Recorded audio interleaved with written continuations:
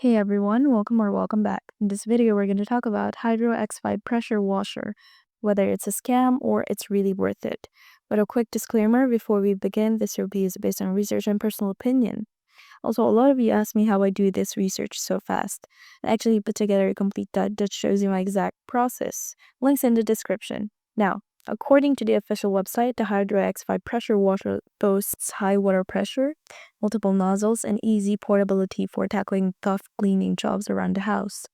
It claims to be lightweight, efficient, and simple to use, making it a good option for both beginners and experienced users. There aren't many mainstream reviews or Trustpilot ratings for the Hydro X5, so it's a bit hard to tell how it performs long term.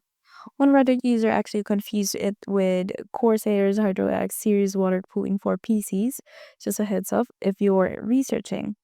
From what we see, the Hydro X5 looks solid for casual cleaning tasks, but it may not match the power or durability of bigger brand models. Some feedback suggests it's best for light to medium use rather than heavy-duty jobs. For the final verdict, is the Hydro X5 a scam? No, it's a real product and seems to deliver basic pressure washing.